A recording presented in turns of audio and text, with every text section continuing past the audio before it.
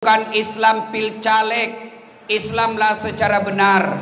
Dan janganlah engkau ikuti langkah-langkah setan, karena sesungguhnya setan itu musuh yang nyata bagi kalian.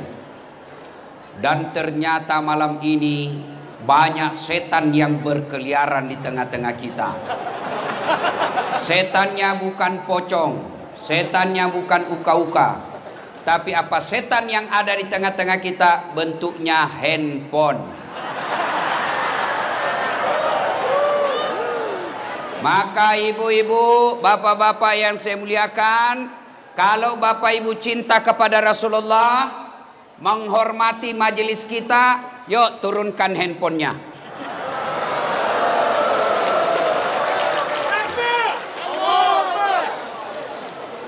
Setan pasti berupaya menggagalkan ceramah kita. Dengan cara apa? Lihat HP-mu, lihat HP-mu, lihat HP-mu. Akhirnya apa? Bapak tidak konsentrasi dengar ceramah. Maka simpan HP. Anak muda yang pegang HP, saya doakan kau tidak dapat jodoh.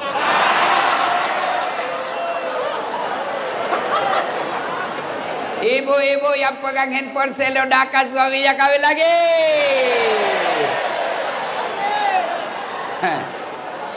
Simpan dulu HP, simpan. Ayo.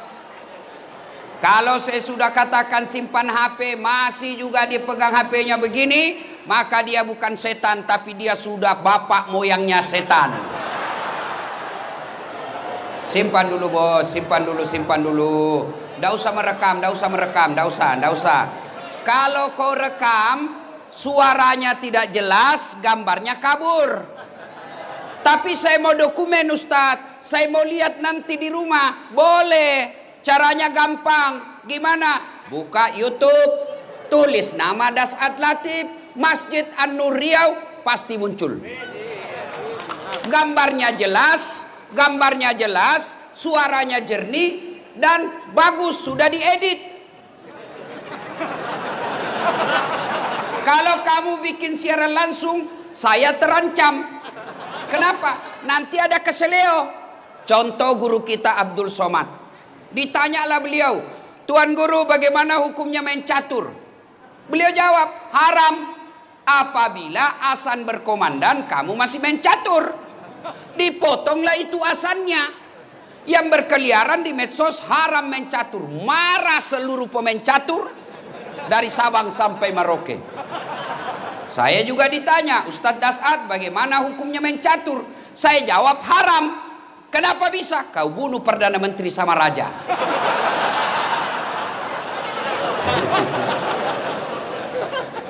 Yang ngedarkan celengan, simpan saja itu bos. Nanti saya ngisi celenganmu.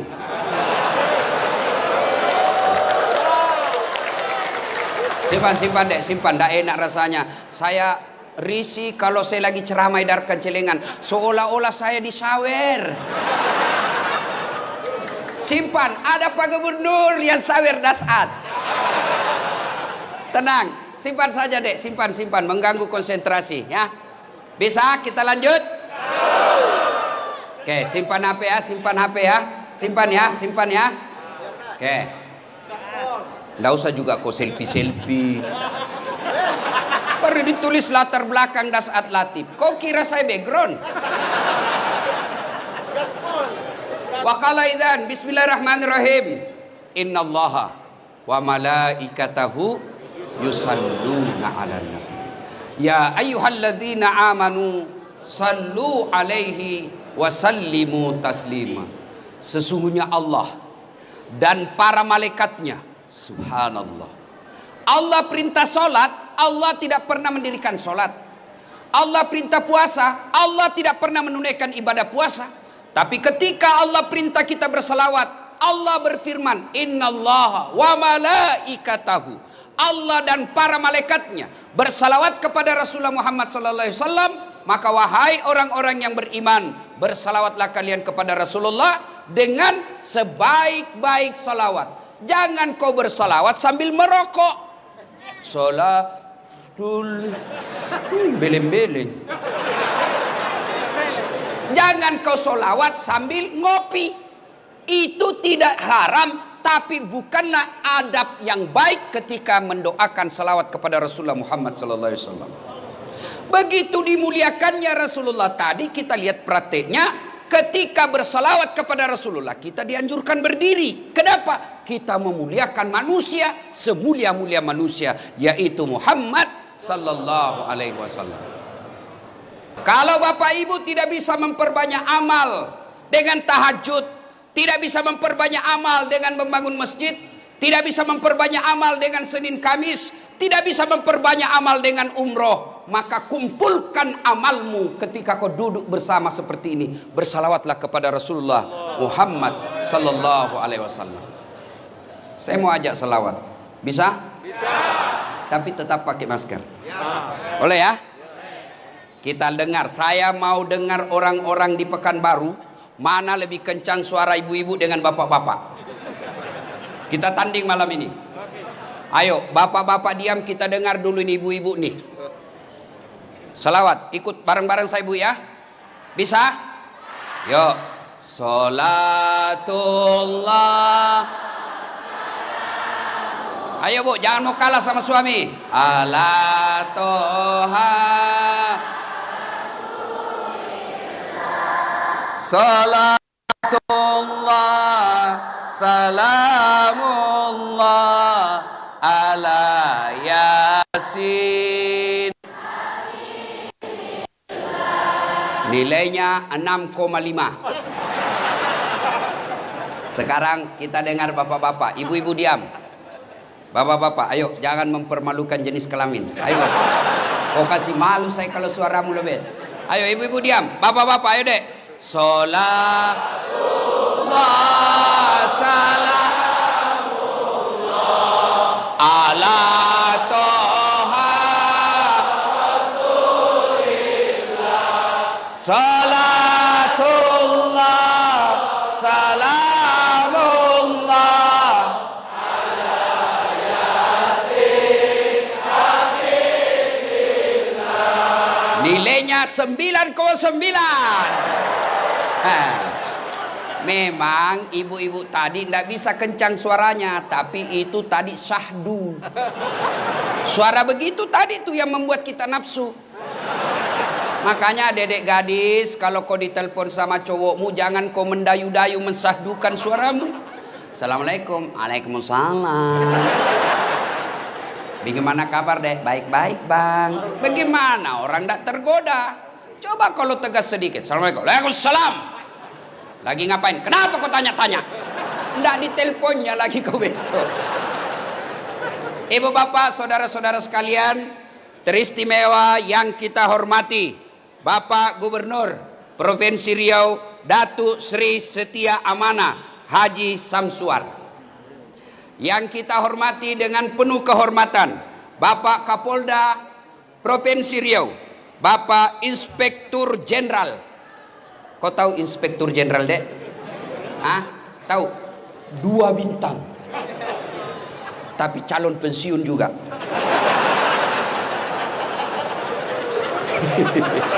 Ngapa ya? Gaspol, rem. Kau mau ditangkap Kapolda? Jangan kau lawan polisi ya. Adik-adik, dengar baik-baik. Jangan musuhi polisi. Boleh kau musuhi pribadinya, tapi jangan musuhi polisi. Kalau hilang motormu, siapa kau cari? Siapa kau cari? Pak Imam. Rumah dirampok, anak diperkosa, istri dibunuh. Cari siapa? Polisi. Maka jangan kau musuhi polisi. Iya toh? Kau melanggar. Kau tidak lihat ini rambu-rambu. Saya lihat Pak. Kenapa kau langgar? Saya tidak lihat Bapak. Kenapa kau tidak lihat saya? Bapak sembunyi di tikungan.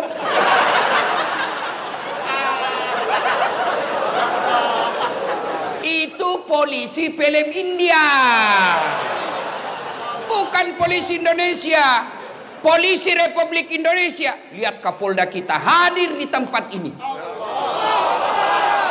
Itu menunjukkan saya cinta kepada kalian masyarakatku. Ini penuh resiko hadir di tempat ini, mempertaruhkan jabatan. Tapi beliau katakan, yang penting saya harus hadir sebagai penegak hukum di Provinsi Riau. Allahu Akbar. Aman saya sekarang.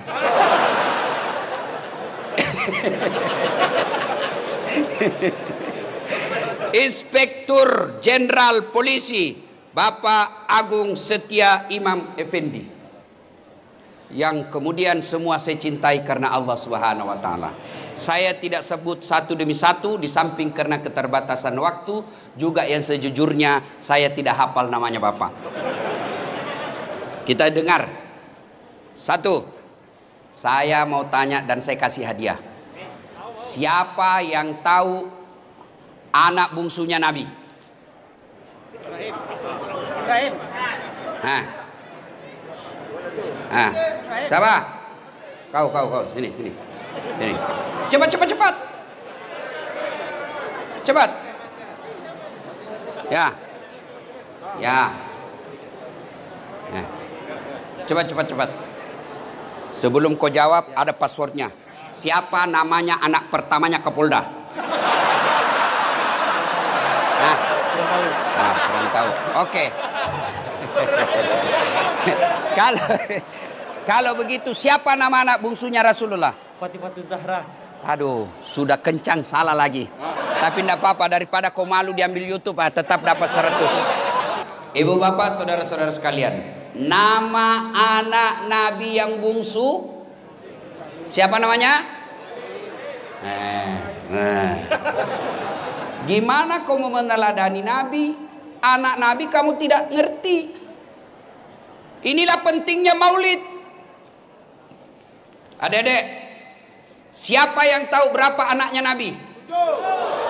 3 laki-laki, 4 perempuan.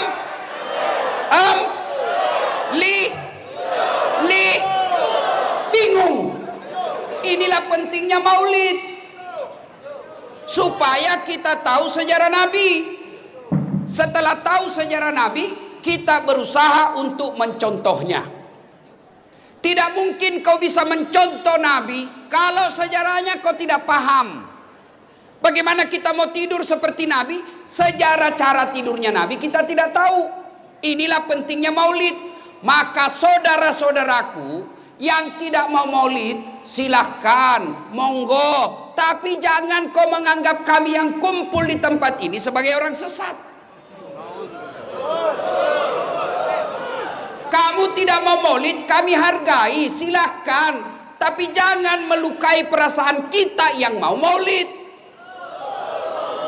Ya, ada orang anak muda sekarang baru belajar agama 2 bulan. Itu pun melalui YouTube. Baru 2 menit habis kuotanya. Seolah-olah agama ini seolah-olah sangat repot. Agama ini seolah-olah sangat sulit. Hanya persoalan kita maulid, dia tidak maulid, kita dikatakan ustadz tidak sunnah. Beranimu bos.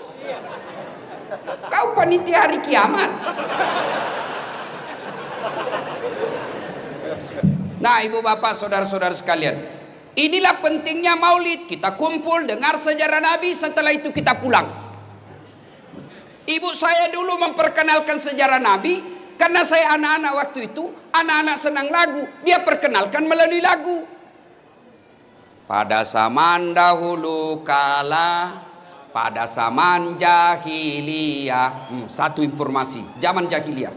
Zaman dahulu kan banyak, ada zaman batu. Ini zaman apa? Zaman jahiliyah. Saya tanya, kenapa zaman jahiliyah, Mak? Dia lanjut lagi lagunya. Lahirlah seorang Rasul yang terakhir dan mulia. Berarti Nabi terakhir. Saya tanya, siapa namanya, Mak? Nabi Muhammad namanya. Ibunya siapa? Siti Aminah ibunya. Bapaknya siapa? Abdullah nama ayahnya. Di mana tinggal? Pekanbaru atau Makassar? Madinah tempat tinggalnya. Terus kenapa lagi, Mak? Setelah dewasa diangkat menjadi Rasul. Siapa yang angkat? Pak Kapolda atau Pak Gubernur? Oleh Allah yang kuasa. Allah itu siapa, Mak? pencipta alam semesta. Itu lagunya ibu-ibu dulu. Belum ada BKMT, belum ada majelis taklim, tapi bisa memperkenalkan sejarah Nabi dengan lagu yang diajarkan ke anaknya. Lagu ibu-ibu dulu. Sekarang lagu ibu-ibu apa? Putar ke kiri nona, putarlah ke kiri, ke kanan, beleng-beleng. Ada kiri kanan, kiri kanan, kiri kanan. Coba.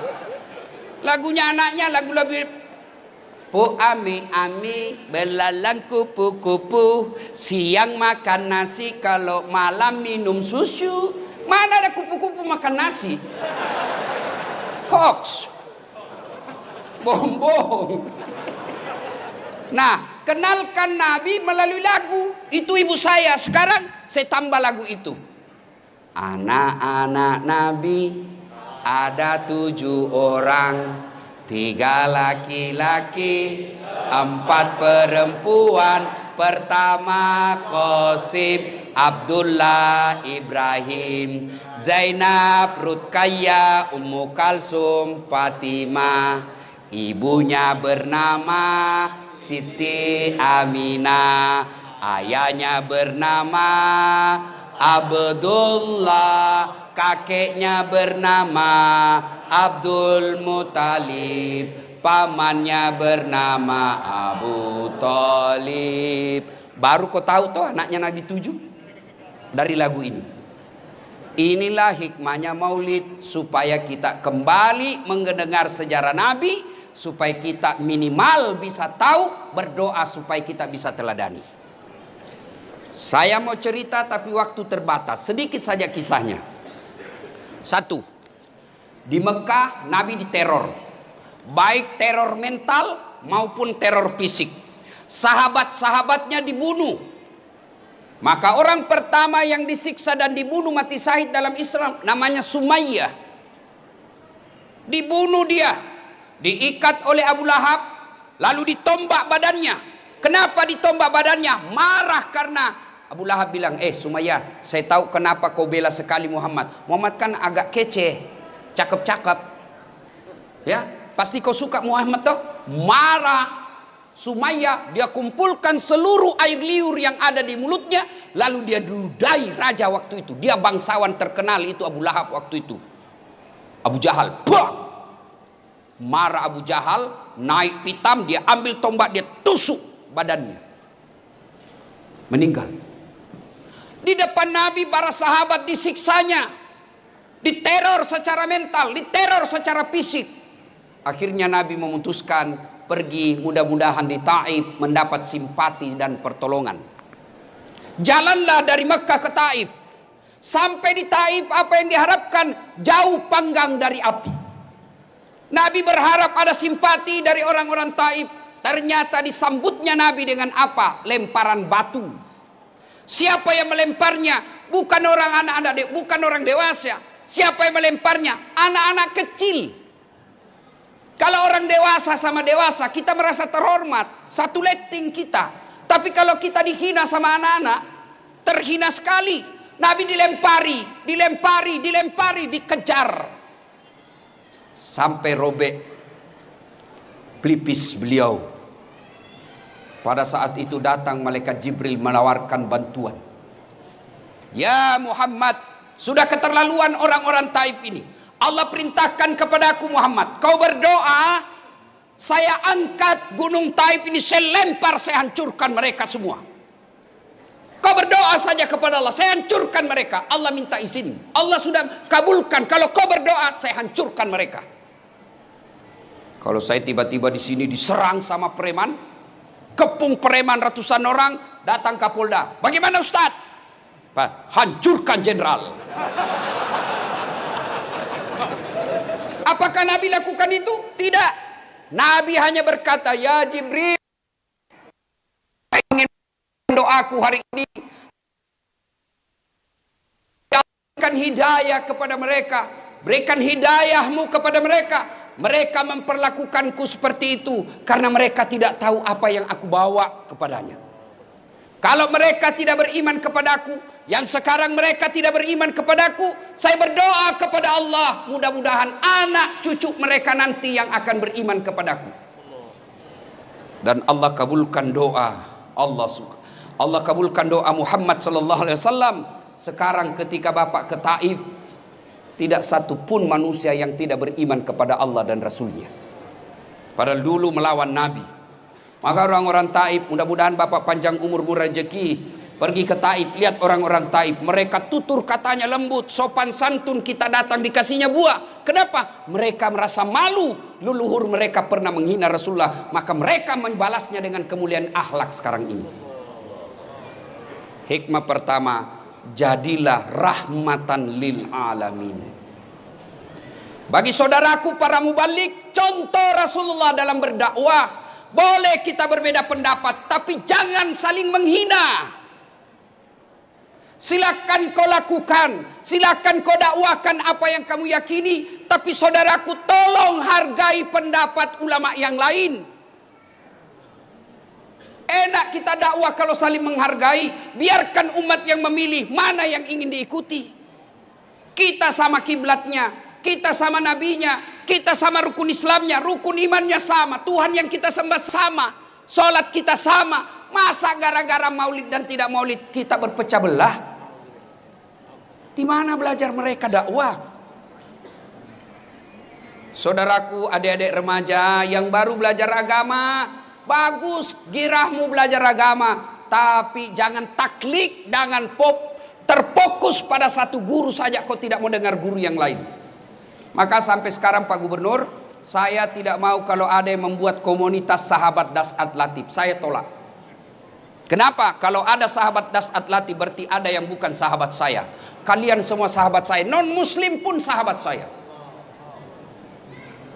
Kelemahan anak-anak remaja kita belajar, ketika sudah ada komunitas sahabat ustadz ini, maka dia tidak mau dengar ustadz yang lain. Adik-adikku, makin banyak guru yang kau dengar, makin luas wawasanmu. Makin luas wawasanmu, makin enak kau hidup. Dulu waktu saya kecil, kalau orang berbeda di masjid tidak ada ribut. Allahu Akbar. Subuh kunut, yang satu tidak kunut, yang satu kunut. Yang di samping saya tidak kunut, saya tidak ribut. Saya cuma bilang dalam hati, oh Muhammadiyah. Selesai. Maka dedek sekalian, ketika kau mendapat konten-konten dakwah, apalagi yang di Instagram, yang 1 menit, 2 menit, kan tidak punya waktu untuk membahasnya secara detail, maka jangan kau berpendapat itu yang berbeda salah. Tidak. Contoh paling konkret. Kata saya tidak makan. Apa artinya? 1, saya tidak makan. Lagi puasa. Saya tidak makan, alergi. Saya tidak makan, kenyang. Saya tidak makan, haram. Saya tidak makan, saya tidak suka. Sama kalimatnya, saya tidak makan, sama kalimatnya dimaknai oleh orang berbeda. Ada yang katakan haram, ada yang katakan kenyang, padahal sama kalimatnya. Begitu juga hadis. Hadis yang sampai kepada kita sama kalimatnya dimaknai oleh ahli tafsir hadis yang berbeda-beda. Kenapa berbeda-beda? Karena tidak ada foto, tidak ada video tutorial yang menjelaskan, maka mereka menafsirkannya berdasarkan informasi yang diterimanya. Saya kasih contoh. Dede, apa ini? Apa ini? Ibu-ibu, apa ini? Bingung toh? Di belakang apa? Ini kau tahu pena karena kau dekat. Tapi yang di belakang dia tidak tahu apa itu batang-batang. Apa salah? Tidak, cuma informasi yang sampai ke matanya tidak lengkap. Maka silakan laksanakan apa yang kamu yakini tanpa menghina orang yang berbeda dengan kamu. Karena kesalahan yang dia lakukan kau tidak akan tanggung dunia akhirat. Selesai. Coba lihat Rasulullah. Jangankan sesamanya muslim, orang yang melempari saja didoakan mudah-mudahan dapat hidayah. Maka saya kemarin ribut-ribut, saya tidak layani. Saya doakan saja mudah-mudahan dia dapat hidayah. Biarkan netizen yang bertengkar. Ya. 2. Pak Gubernur, jadilah yang rahmatan lil alamin. Sudah pilgub selesai. Jangan ada dendam politik di pemerintah provinsi. Dulu pegawai kita yang tidak mendukung Pak Gub, biarkan dia dengan tidak dukungannya, tapi jangan dendam dan mutasi jauh-jauh ke sana.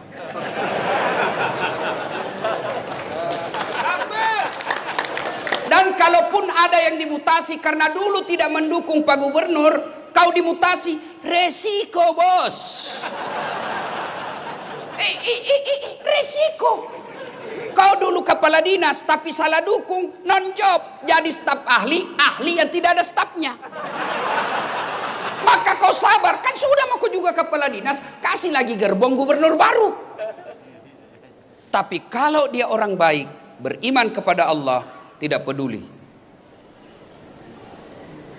Maka saudara, jadilah Islam yang rahmatan lil alamin. Itu kepada orang lain. Sekarang kepada keluarga. Oh, banyaknya orang 30 tahun suami istri hanya karena perkara WhatsApp salah masuk dimaki-maki suaminya. Memang kau pembohong. Tidak kusangka begitu. Kata suaminya, apa dek? Apa nih? Apa. Itu WhatsAppmu. WhatsApp yang mana? Itu. Ada lope-lope. Sayangku, jangan salah sangka. Ini salah kirim. Ini. Ibu-ibu semua, kalau sudah dapat kesalahan suaminya, tidak bisa dilupanya. Ini ibu-ibu nih, ahli sejarah semua ini Pak. Sekali kita salah, sampai mati diingatnya. Tiba-tiba salah, dia ingat yang 10 tahun yang lalu. Padahal sudah tuntas 10 tahun yang lalu. Ibu tahu enggak 10 tahun yang lalu? 2 periode. Masih diingatnya, itu dulu. Apa dulu sekira sudah tuntas 10 tahun yang lalu. Akhirnya apa dia katakan? Ceraikan saya. Sudah punya anak 3. Berdarah-darah suami membangun rumah tangga, bikin rumah, cicil bertahun-tahun. Dibelikan mobil, dicicil bertahun-tahun. Lalu hanya karena WhatsApp tak kirim, dia lupa semua kebaikan suaminya. Ingat, dalam Islam tidak kita kenal kemarau setahun hilang oleh hujan sehari. Islam adalah agama pemaaf. Bagaimana kita mau menjadi rahmatan lil alamin bagi orang lain? Bagaimana kita mau memaafkan teman kerja? Bagaimana kita mau memaafkan tetangga kalau sama pasangan kita aja kita tidak punya rasa pemaaf? Maafkan. Salah suami, maafkan. Kalau tidak mau maafkan, ingat lagi anak-anak kita yang sudah pada mulai gadis. Tidak bisa saya maafkan Ustaz. Sakit hatiku, dendam sekali saya Ustaz. Bukan dengan cara mempermalukannya, tapi mintalah pisah dengan baik-baik. Bu, Uy, mau masuk surga dengan gampang? Mau? Suruh suami kawin lagi.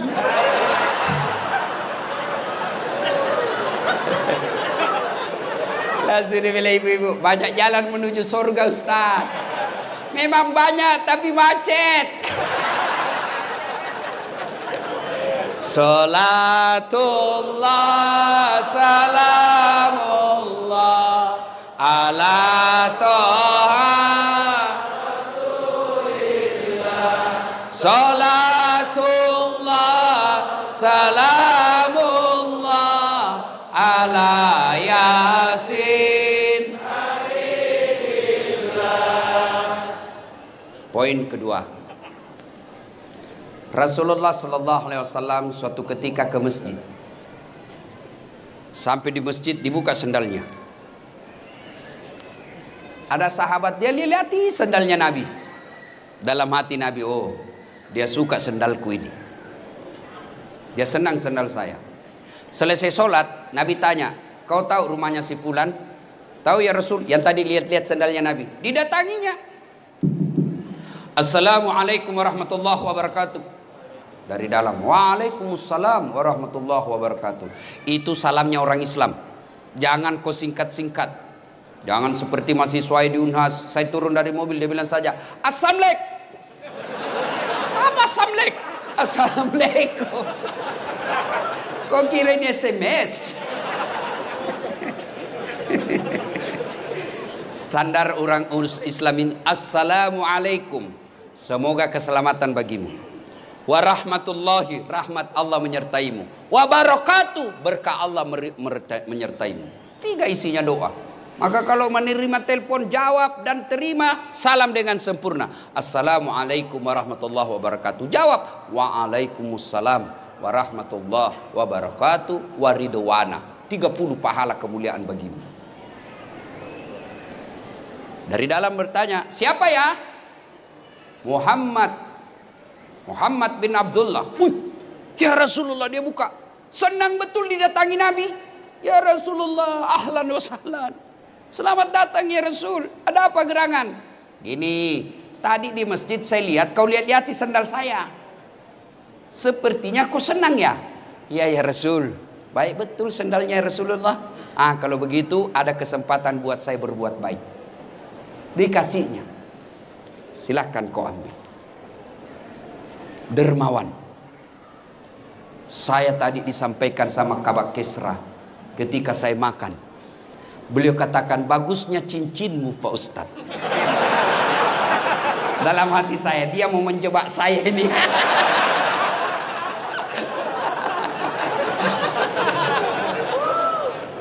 Bersedekahlah.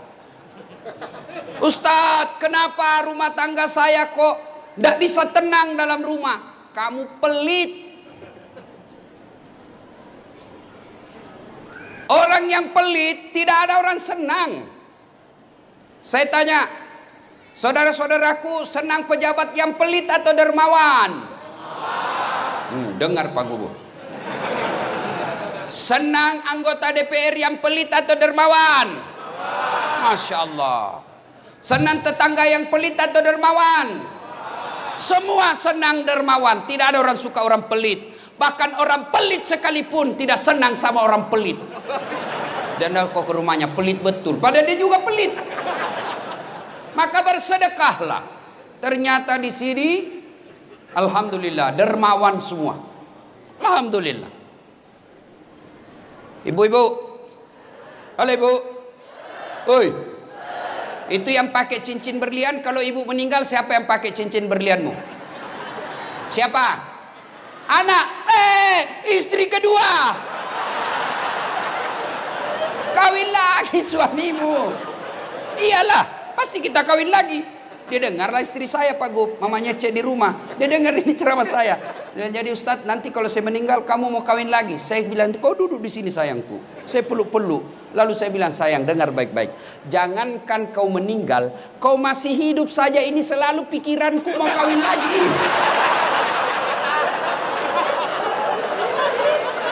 Bukan karena saya takut sama kamu, cuma saya takut ketinggalan follower. Ayo, ibu-ibu, emas berlian demi Allah kalau ibu meninggal bukan ahli waris, istri kedua yang punya. Daripada dinikmati istri kedua, mending sedekah.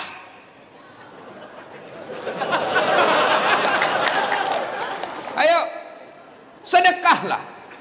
Bapak-bapak yang sudah uzur, yang sudah muka-muka sakaratil maut, sedekahlah. Sedekah. Biasa kita salah menyikapi harta. Investasi. Apa? Ya, investasi. Ustadz, ada tanah di sana Ustadz. Ini Ustadz, 10 tahun yang akan datang 10 kali lipat harganya. Saya bilang, kau yakin masih hidup saya 10 tahun yang akan datang? Ini otaknya otak di bingkai setan. Investasi Ustadz, 5 tahun yang akan datang di sini Ujung-ujungnya Pekanbaru, tanah sekarang masih 1 juta. 5 tahun yang akan datang 7 juta. Beli sekarang. Kau masih yakin 7 tahun yang akan datang masih hidup? Maka kalau kau mau yakin investasi paling real dan tidak bisa diambil orang lain, bangun kau masjid. Jelas investasinya. Ada duitmu sekarang, nikmati. Ada makan yang Anda nikmati, itulah makan itu. Makan yang enak-enak, nikmati, selebihnya sedekahkan. Allah tidak melarang kalian pakai yang mahal-mahal. Allah tidak melarang kalian bikin rumah yang mewah-mewah. Yang Allah tidak senang kau bikin rumah yang mewah, tapi kau tidak pernah bikin rumah ibadah. Rumah mewahmu, anakmu yang punya. Iya kalau anakmu nanti baik. Kalau tidak baik, rugilah kau. Ada orang tua sudah selayaknya bikin masjid, sudah selayaknya bikin musola, sudah selayaknya bantu panti asuhan, sudah selayaknya menyekolahkan fakir miskin. Investasi. Sudah sekolahkan anaknya tinggi-tinggi, sudah itu dia kasih nikah, dia lagi yang ngongkosi. Sudah nikah anaknya, dibelikan lagi rumah. Sudah dibelikan rumah, lahir anaknya, cucunya, dia lagi yang sekolahkan cucunya. Dibelikan lagi mobil, cucunya dibelikan lagi mobil. Tidak salah, tapi bapak keliru kalau bapak tidak pernah bikin rumah ibadah. Iya kalau anakmu baik. Nanti anak yang kirimkan saya ketika saya meninggal, jangan harap. Kalau anak yang baik, anak kita baik, tapi takut sama istrinya. Apa? Sedekah-sedekah bapakmu terus, bapakmu sudah mati, itu anakmu belikan mobil. Terpaksa tidak jadi sedekah buat bapaknya, yang sudah meninggal. Ada di sini, bapak-bapak takut sama istrinya? Ada? Muka-muka takut sama istrinya. Dengar ini baik-baik. Berhenti kau jadi laki-laki kalau takut sama istri. Ngamuk dia Ustadz. Kenapa kalau dia ngamuk? Nangis dia Ustadz. Tidak apa-apa dia nangis. Dia pecahkan piring Ustadz. Kalau dia pecahkan satu lusin. Dia pecahkan pecahkan semua. Kenapa? Piring gelas boleh dibeli. Harga diri sebagai suami tidak boleh diinjak-injak istri. Takbir. Yang takbir itulah yang takut sama istrinya. Salatullah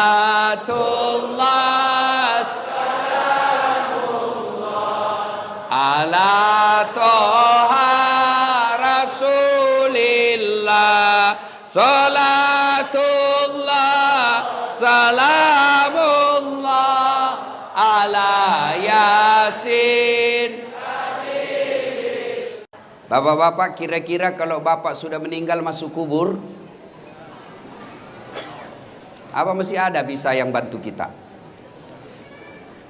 Pak Kapolda punya anggota dimutasi jauh sekali, pedalaman Riau, tidak ada sinyal, jalan jelek, menderita di sana. Masih ada pilihan? Masih ada pilihan? Masih Pak Jenderal. Apa pilihan? Pensiun dini, tidak ada urusan. Pegawai kantor gubernur salah pilih kemarin.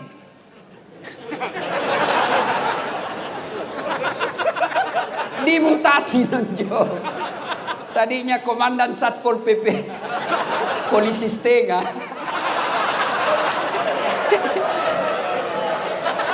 Ya kan? Dimutasi. Masih ada pilihan? Masih. Apa pilihan? Tunggu 5 tahun selesai jabatannya. Tidak bisa menunggu. Masih ada pilihan. Apa pilihan? Pensiun.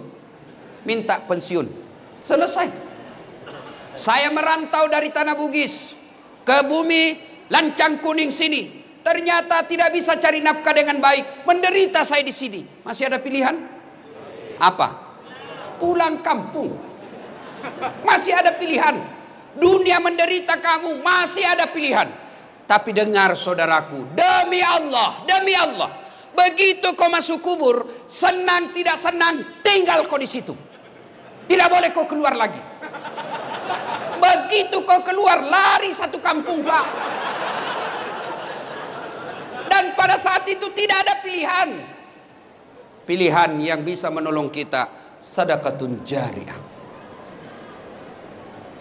Bersedekahlah. Gimana saya mau bersedekah Ustaz? Saya kan orang miskin. Sedekah saudaraku tidak selamanya duit. Sedekahnya Pak Gubernur, jangan kau selalu datang bawa proposal, nanti ditangkap KPK beliau. Apa sedekahnya Gubernur? Bikin perda yang mensejahterakan rakyat Provinsi Riau. Itu sedekahnya Pak Gubernur. Apa sedekahnya polisi? Jangan kau minta duit sama Kapolda. Berapa gajinya? Apa sedekahnya Kapolda? Tertibkan lalu lintas. Potong kepalanya itu anggota yang nakal. Kata Kapolri. Bukan saya, Kapolri. Ayo, sedekahnya polisi bukan dengan dikasihnya duit. Berapa kasihan duitnya gajinya polisi? Apa sedekahnya? Menjadi pelindung, pengayom dan pelayan masyarakat. Alhamdulillah, kita senang perintah Kapolri sekarang yang berupaya membersihkan tubuh Polri secara intern. Kita doakan mudah-mudahan polisi Republik Indonesia semakin menjadi polisi yang presisi. Presisi. Kau tahu semua toh? Apa sedekahnya anggota dewan? Jangan kau tidur ketika rapat.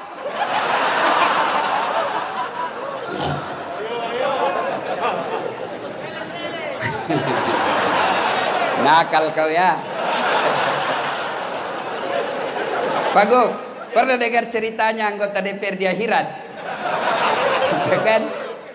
Wow, masuklah ini anggota. Ada penghafal Quran Pak Gu, masuk surga. Begitu masuk surga dilihat, kenapa banyak anggota dewan ini di surga? Di negara saya ditangkapi gara-gara korupsi. Dia datang protes sama malaikat penjaga surga. Malaikat, kenapa banyak anggota dewan di dalam sini? Di negara saya ditangkap mereka itu korupsi. Dia bilang penjaga surga, "Nggak usah ribut, ini cuma reses."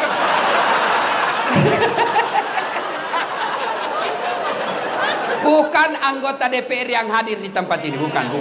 Yang hadir di tempat ini anggota dewan yang baik. Coba lihat anggota dewan kita kalau mau dipilih. Datang keluar masuk masjid, pakai serban, pakai gamis, bajunya lengkap. Kalah-kalah penampilnya ada saat latih. Begitu terpilih, tidak pernah lagi datang masjid. Ada begitu di Riau? Ada? Kau salah, kenapa kau pilih?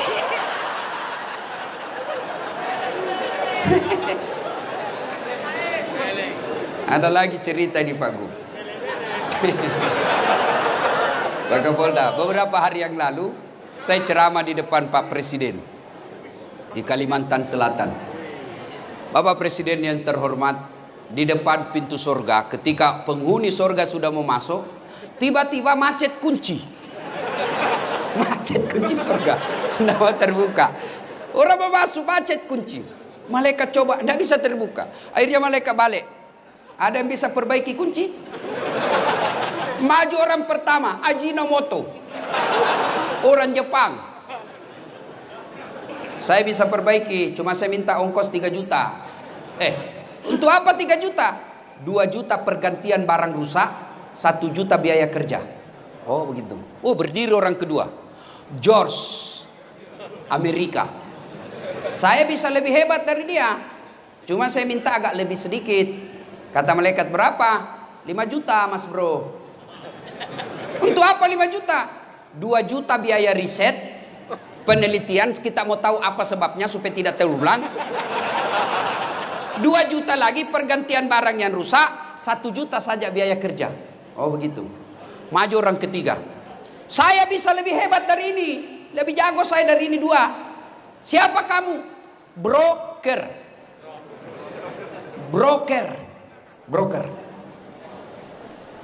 Saya minta 15 juta. Kenapa 15 juta? Lebih mahal. Kau apain 15 juta? Dia dekati malaikat, dia bisik malaikat, 5 juta untuk kamu, 5 juta untuk saya, 5 juta kasih orang Jepang kerja, masih ada untungnya. Ini bahasa Indonesia. Langsung ditendang masuk neraka. Kau kira ini negaramu? Salatullah salam ala toha rasulillah salatullah salamullah ala yasin. Kisah ketiga. Dulu sedekah ya. Saya kan miskin Ustadz. Sedekahlah. Hari Jumat minimal. Sedekah apa? Kita lihat di masjid. Dari toilet ke pintu masjid. Tidak ada sendal. Sedekahlah sendal jepit. 5. Dicuri orang Ustadz. Berarti peluang lagi berbuat baik. Sedekah. Saya miskin Ustadz. Belilah itu botol. Apa? Air gelas. Paling 25.000 satu dos, isinya 40 gelas. Bawa ke masjid seketika Jumat, tulis, silahkan nikmati. Yang minum ternyata penghafal Quran, yang minum ternyata imam, yang minum ternyata mubalik. Selama orang-orang soleh itu beribadah kepada Allah, tetesan air yang ada dalam dagingnya gara-gara kau belikan air, kamu dapat pahala. Sedekahlah, jangan terlalu pelit. Gimana mau bersedekah? Nah kadangkala kita lebih hormat kepada selebriti daripada sama ulama. Kalau ulang tahun kabupaten, ngundang artis. Kasih 4 tiket bisnis kelas. Sampai di bandara, dari bandara ke hotel, pakai forerunner. Tentara polisi mengawal. Kasih hotel bintang 5. Apa dia bawa si selebriti? Adalah alamat palsu. Datanglah dia, kelihatan dadanya, kelihatan pahanya. Jogetlah di depannya suaminya, Bu.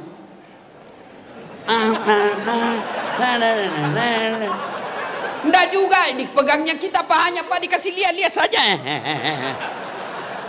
Pulang kasih uang 100 juta. Sampai di Jakarta dia pakai maksiat duit kita yang 100 juta itu.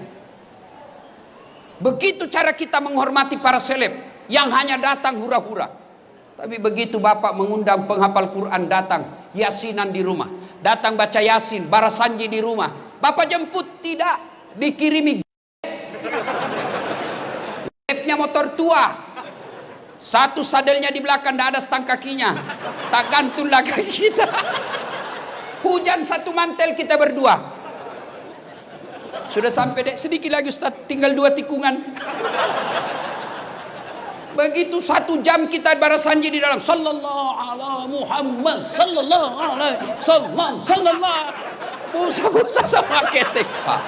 Begitu mau pulang kasih duit 50.000, dikusuk-kusuk pulang. Kata suaminya, masa kok cuma kasih 50.000? Apa dia bilang istrinya? Ya sudahlah, tambah pisang 2 sisir di situ. Kau ketawa karena kau begitu kelakuanmu. Kasihan ini, bagaimana anak-anak kita mau jadi penghafal Quran? Perlakuan kita kepada hafiz-hafizah tidak hormat.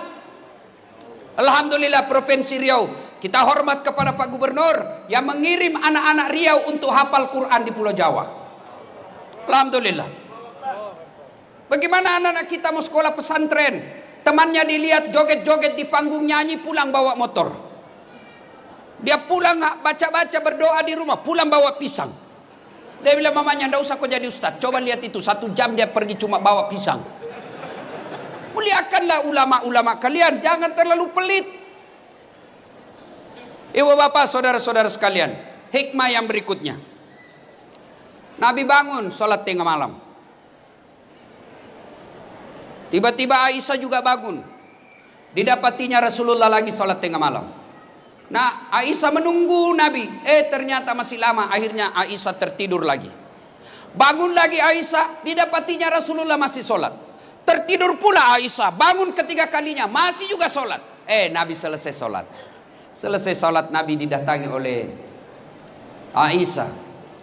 Lalu berkatalah Aisyah, ya Rasulullah, Anda kan tidak punya dosa. Anda kan dijamin masuk surga. Kalau ibadah biasa-biasa saja, jangan terlalu panjang-panjang. Kata Nabi, wahai Humairah istriku, apakah tidak baik kalau saya disebut abdan syakura, hamba yang pandai bersyukur? Hikmah yang kita bawa pulang, ayo tingkatkan kecintaan beribadah. Alhamdulillah saya lihat kalian semua rajin dengar dakwah. Tapi semua tidak ada guna ketika tidak ada action ibadah. Pengetahuan belumlah sempurna kalau kita tidak lakukan dalam kehidupan sehari-hari. Ibadah apa yang mendesak kita lakukan? Satu, ketika ada masalah dalam hidupmu, berdoalah kepada Allah Subhanahu wa taala. Semua kita pasti punya masalah. Nih di depan saya semua muka-muka penuh masalah. Saudara-saudaraku kepala dinas, saudara-saudaraku pegawai ASN di kantor gubernur, kalian mau menjadi pejabat, tidak usah cari muka sama gubernur. Kamu sudah punya muka. Ada juga itu ASN kalau di depannya gubernurnya kan tidak punya harga diri. Ya Pak, siap-siap. Santai mako bos. Biar gubernur senang sama kamu. Kalau istrinya gubernur tidak senang, tidak jalan es kamu. Iya pastilah. Apalagi kalau istrinya Pak Gubernur, sudah saya tidak mau lihat itu nak buang. Pokoknya bulan depan saya tidak mau lihat lagi ada di situ. Hancur kau, hancur hancur-hancurnya. Daripada cari muka sama manusia, mending kau cari muka sama Allah. Ada anggota kepolisian di sini yang hadir, nggak usah cari muka sama jenderal. Jenderal ada pensiunnya, jenderal ada mutasinya. Kalau di depan Kapolda jawab, mana ada anggota yang tidak takut sama Kapolda? Kira-kira kalau Pak Kapolda panggil ajudan, itu ajudan biar lagi tidur langsung lompat. Siap komandan. Coba. Sehebat-hebatnya Kapolda pasti takut juga sama istri. Mana ada polisi tidak takut sama istrinya? Tidak ada orang jago depan istri Pak, termasuk Dasat Latif. Itu polisi, dia bilang polisi teman saya. Sebenarnya kami ini Ustadz tidak takut sama istri. Cuma istri selalu melapor sama istrinya komandan. Dan komandan juga takut sama istrinya. Daripada kalian cari muka sama gubernurmu, cari muka sama kapoldamu, sama danremmu, sama sekdamu, lebih baik kau cari muka kepada Allah. Gimana caranya? Berdoalah kepada Allah. Minta kepada Allah. Kalau Allah yang kabulkan doamu, tidak ada artinya kekuatan manusia. Saudaraku, kau mau sarjana, sudah sarjana mau cari kerja, jangan nyogok. Kau demo kiri kanan, jangan korupsi. Begitu kau sarjana mau jadi pegawai, kau nyogok. Apa hebatnya pegawai negeri? Nyogok kalian 100 juta mau jadi polisi, sampai 300 juta. Sampai pensiun kau tidak bisa kembalikan uangmu itu. Mana ada pegawai negeri tidak ada utangnya di koperasi? Tunjukkan saya. Kenapa kau tahu? Saya juga pegawai negeri. Udahlah. Kau sarjana tidak harus jadi pegawai negeri. Kau sarjana tidak harus jadi polisi, tidak harus jadi ASN. Kau jadi pengusaha, kau jadi anggota DPR pun boleh.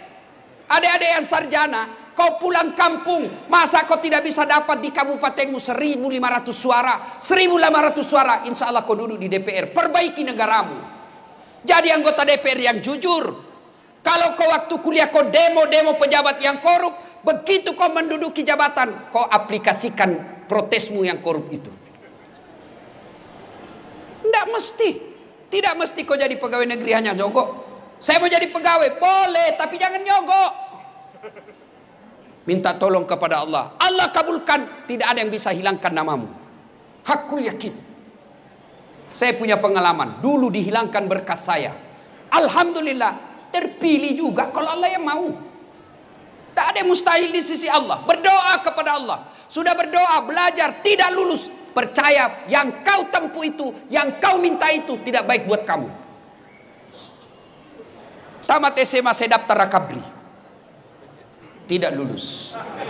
Kenapa? Ceper. Tidak cukup tinggiku. Saya protes. Ya Allah, kenapa kau lahirkan saya dalam keadaan pendek? Kau tidak rugi jadi Tuhan kalau kau tambah 2 senti saja. Teman saya lulus Pak. Sekarang dia polisi reserse di Polda Sulbar, Sulawesi Barat. Pangkatnya 1 bunga, kompol. Saya lulus jadi ustadz. Pakai baret putih. Dia pakai baret merah.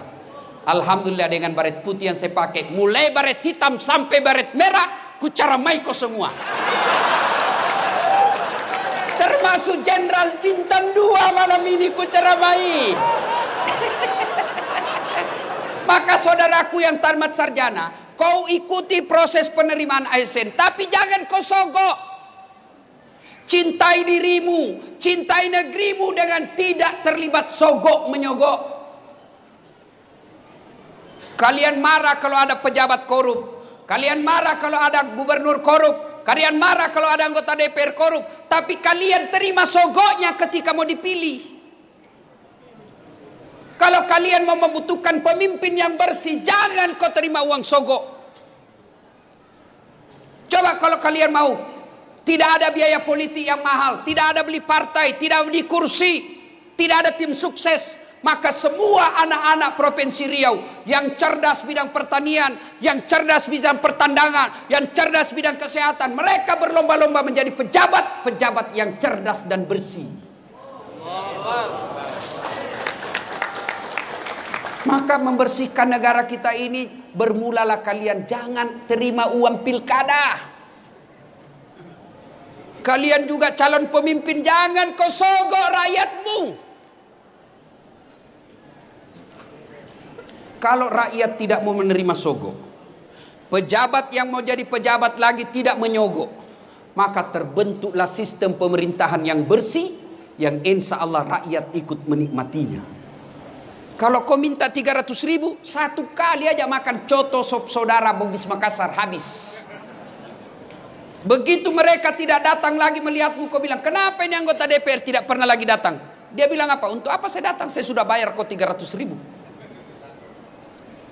Nah, ibu bapak, saudara-saudara sekalian, berdoalah. Berdoa. Ibu-ibu ada masalah dalam rumah tangga, berdoa. Adik-adik mau kuliah, mau kerja, berdoa kepada Allah. Dan berdoa tidak harus bahasa Arab. Berdoalah. Ud'uni astajib lakum, kata Allah. Berdoa kepadaku pasti saya kabulkan. Itu janji Allah. Maka begitu kalian menghadapi masalah dalam hidup ini, berdoalah seperti yang dicontohkan oleh Rasulullah Muhammad sallallahu alaihi wasallam. Dan pada akhirnya, semua yang kalian dengar, semua yang bapak-bapak tahu dan dengar malam ini, semua tidak ada artinya ketika tidak mendirikan sholat 5 waktu. Bapak bangun satu masjid karena dermawan. Bapak sabar dalam rumah tangga, sabar menghadapi istri, tapi tidak sholat, semua kebaikan-kebaikan itu tidak ada gunanya. Puncak kemaksiatan kita kepada Allah adalah melalaikan sholat. Dan puncak penghambaan kita kepada Allah adalah sholat. Artinya apa? Orang kalau ibadah yang lain boleh kegiatan lain. Bapak puasa sambil nunggu buka puasa boleh sambil menyanyi. Ada istri di samping, bapak nunggu buka puasa boleh sambil menyanyi. Bila kamu di sisiku, hati rasa syahdu. Batal puasa? Tidak. Tapi sholat, puncak penghambaan kepada Allah, tidak boleh kau sambil dagang, tidak boleh kau sambil nyanyi. Allahu Akbar. Begadang jangan begadang. Apa alasan kita tidak mau sholat? Ada orang biasa bilang, gak penting sholat, yang penting hatimu. Kalau ada yang bilang begitu, tanya siapa nabinya. Nabi Muhammad paling bersih hatinya, Nabi Muhammad paling baik akhlaknya. Beliau tetap sujud beribadah kepada Allah. Saya sakit Ustaz. Ada kala sakitnya Nabi Ayub alaihissalam, seluruh anggota tubuhnya dimakan ulat, tapi beliau tetap beribadah kepada Allah. Saya kaya Ustaz. Adakah kala kayanya Nabi Sulaiman alaihissalam, yang pekarangan rumahnya satu diantaranya adalah kerikil-kerikil emas, tapi beliau tetap sujud beribadah kepada Allah. Saya cerdas Ustaz. Adakah kala cerdas Nabi Nuh alaihissalam, yang bikin perahu di atas ketinggian gunung. Beliau semua manusia pilihan tetap sujud beribadah kepada Allah. Saya tidak bisa kena air Ustaz. Boleh Allah kasih toleransi, Allah kasih keringanan, silakan kau tayamum. Saya dalam perjalanan Ustaz, silakan kau sholat di atas mobil, tidak tahu kiblatnya Ustaz, mengarah kemana saja, boleh. Saya di atas perahu Ustaz, boleh. Kiblatnya di mana? Lihat matahari terbenam, sudah lihat Allahu Akbar, matahari terbenam, tiba-tiba perahu goyang, tidak usah juga kau goyang-goyang lagi begini. Apa lagi? Saya tidak bisa berdiri, Allah kasih keringanan, silakan kau duduk. Tidak bisa duduk, baring. Tidak bisa baring, sholat pakai isyarat. Allahu Akbar, sami Allahu liman hamidah, Allahu Akbar. Boleh. Tidak bisa juga, sholat dalam hati. Masih tidak bisa, bungkus kain putih, bawa dikubur. Ibu bapak saudara-saudara sekalian, dan pada akhirnya mari mencintai Rasulullah. Bermula dari kecintaan kita bersalawat kepada Rasulullah Muhammad sallallahu alaihi wasallam. Banyak yang ingin kita uraikan, tapi waktu yang terbatas.